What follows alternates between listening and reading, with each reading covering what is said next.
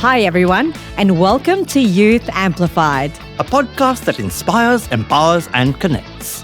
I'm Ronna. And I'm Brian. And in the spotlight today, balance check. What does being well really mean? We're joined around the table by Lynn, Maddoux, Ging, Kat, and Pau. So let's dive right in. Absolutely, Ronna. Looks an interesting panel and a pretty full one today. So let's get right in. I've got my first question for Maddoux. He's right next to me. So we'll start here. Maddoux, when you hear the word well-being, what's the first thing that comes to mind? You know, like peace, pressure, or something in between? I would think of well-being as more about health, like your physical health, also your mental health. But it's also the way you feel about yourself. You know, it takes a lot to have a good well-being. Every single part of your life needs to be in check, and there's many ways for us to really up our well-being when we're feeling down. What do you do, Joe? For me, I usually do a lot of fitness. I'm a very sports enthusiast. I'm an avid sports enthusiast, Okay. they say. I've done many sports throughout my life, and it's really made me who I am today. Incredible. All right, Lynn, over to you. Do you think young people today are expected to have it all together more than ever before? I think there's always that kind of pressure from older generations to younger generations to try and, stand up, to try and consolidate where they are. But I think in terms specifically of wellness, because if we're looking specifically at mental health, luckily the efforts of our generation in terms of destigmatization and trying to open and broaden up the conversation of mental health, including referring to neurodivergence, that's been really critical to actually decrease that kind of load, to understand that we have a lot of individual differences, and that expression should be celebrated. Kat, what about you? I mean, how do you personally tell when your mind or body is out of balance? Yeah, I think there are a lot of warning signs, and it usually starts when I wake up in the morning. If the first thing I do is check my phone and I'm not really clear on what I'm supposed to be doing, I'm not feeling energized to even get up, eat breakfast, have a shower, that's when I know that I've been spending a lot of time working or doing other things to the point of exhaustion. So I think it's really about listening to your body and just being aware in terms of like where you're at mentally, because only you know yourself best. Okay, now Ging, over to you.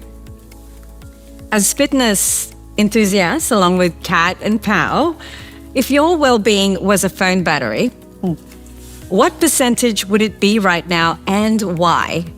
I'd say 70%. Okay. While I'm doing well, I think the 30% is there's always room to improve, to discover what you want to do. You know, it's like there's always room for improvement. So the 30% is I leave it as that. Absolutely. Is that the average around the table? Is everyone on the 70 or? I was 70. Yeah.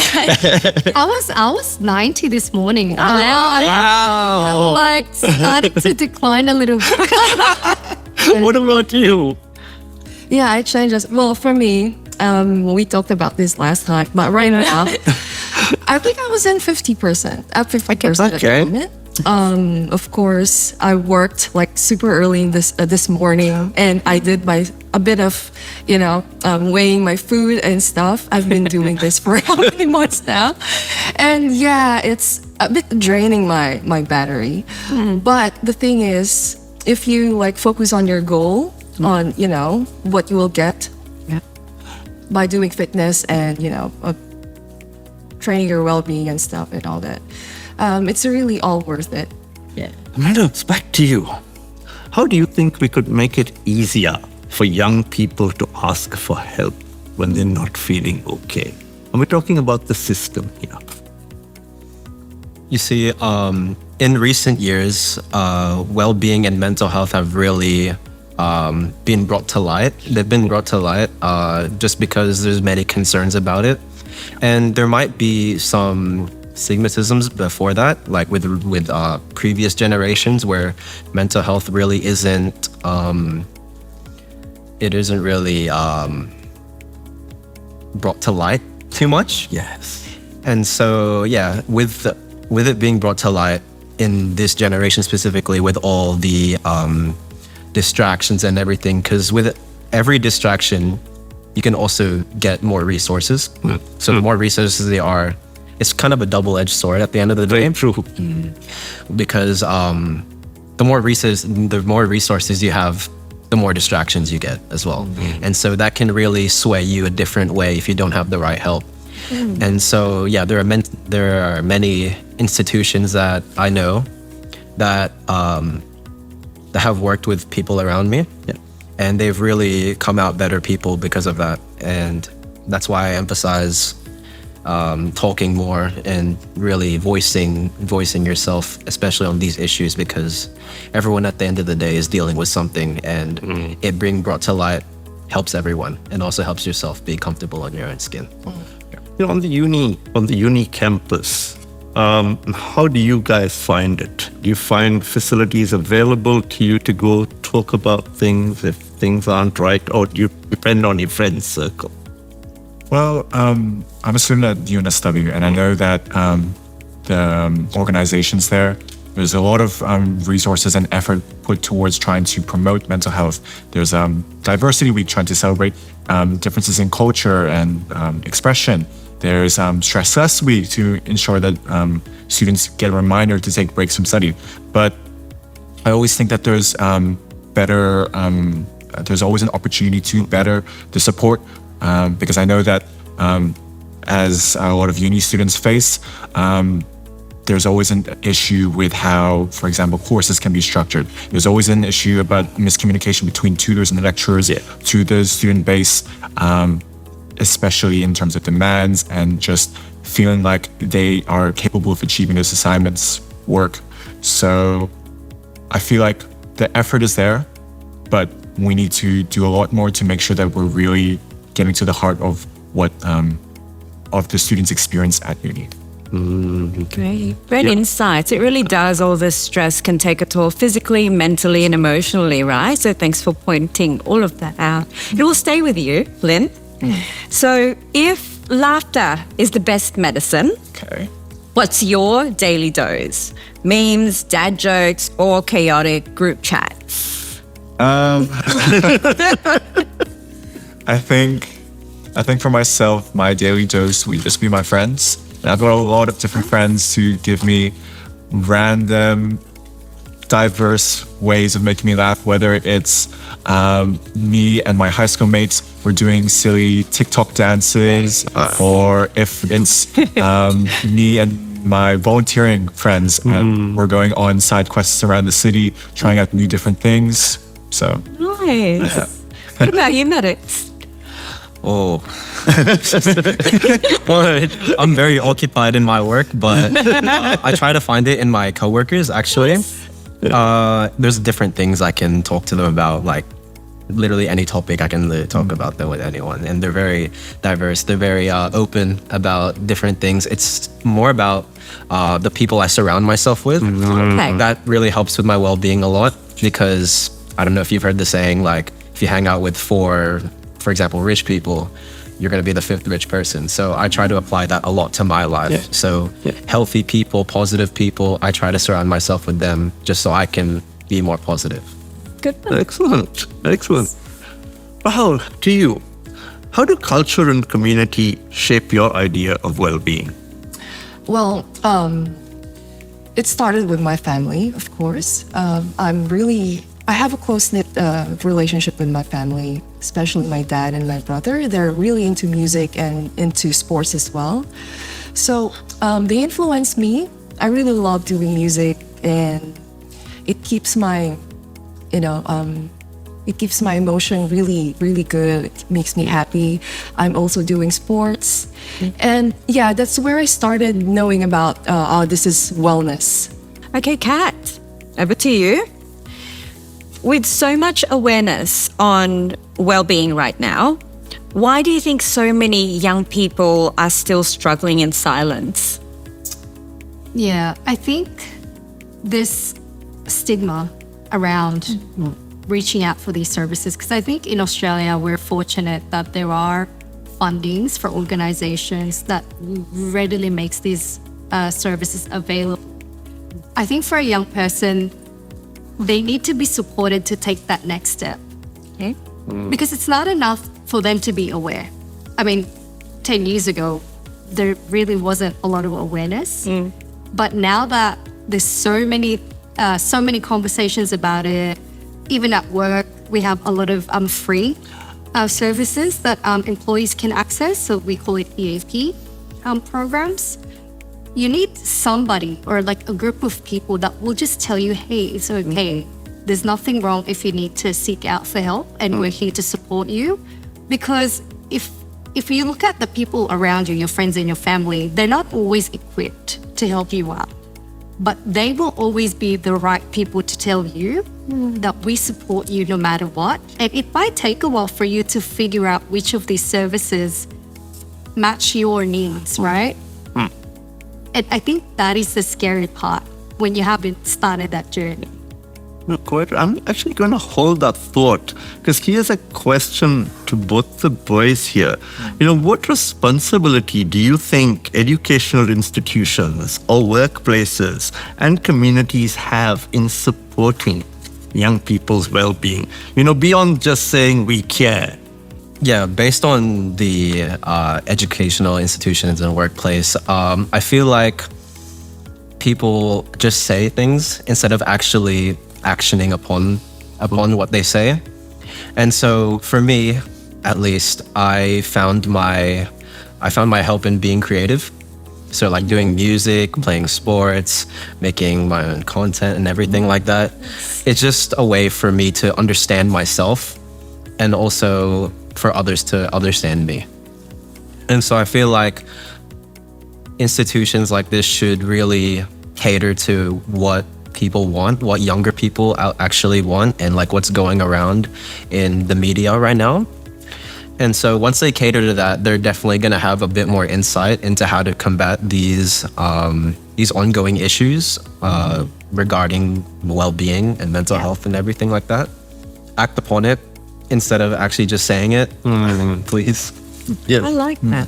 I think to add on to that, yes, there's definitely a lot of these external organizations saying that they support, but the actual action isn't there.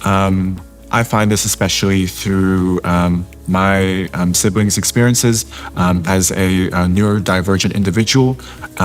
We have all these broad organizations that say, hey, you know what? It's okay to struggle in different ways, but are these systems actually accommodating for what my sibling needs to thrive? Now, Ging, back to you. You get one instant recharge superpower. Would you pick 8 hours of sleep, no stress for a week, or unlimited snacks that don't make you tired? Can I pick all? No. Right. I think I choose 8 hours of sleep. Okay. Yeah, because we all know that if you have 8 hours of sleep, our mood gets improved. Like you can deal with a lot of things. Like your mindset is your decision making is more clearer. Sure. Yeah. True. So I'd pick 8 hours of sleep. Instead of snacking. No, I love snacking. They pick one. Yeah. But 8 hours of sleep. Okay. Yeah. Okay, what do you think? Can physical fitness and mental well-being, really go hand in hand? Or are they totally two different worlds? Yeah, this is something I've been learning since January, that they're all connected. it's like a system, because some people, they might be a little bit more advanced on the physical fitness side, like going to the gym. And we all know that when you go to the gym, you experience all the release of these happy hormones.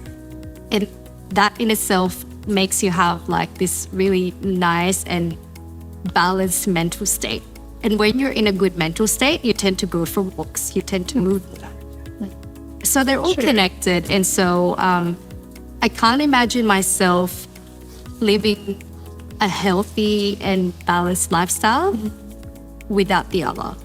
Now, Lynn, what's one small thing that always makes you feel recentered? I think the one thing that I always come back to whenever I'm in a funk is finding a way to express myself. I know Maddoux has talked extensively about being creative. So really just finding a way to find an emotional outlet, find a way to reaffirm my own identity, whether it's through karaoke and singing and dancing, whether it's through content creation and trying to connect to other people, or if it's as simple as me making my own jewelry, for instance. Just that form of creative expression rather than just consuming, I feel like always recenters me. Good. Has anyone else got anything to add to that?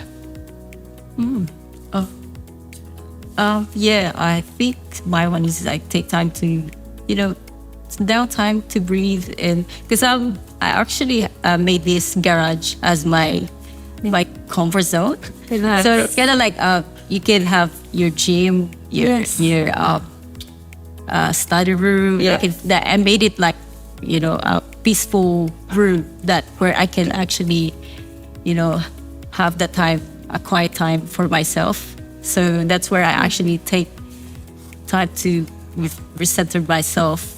Yeah. Well, I don't have a garage with but what I do have is like a variety of teas and hot drinks. Oh, nice. I think I have more than 20 varieties at home. So lovely.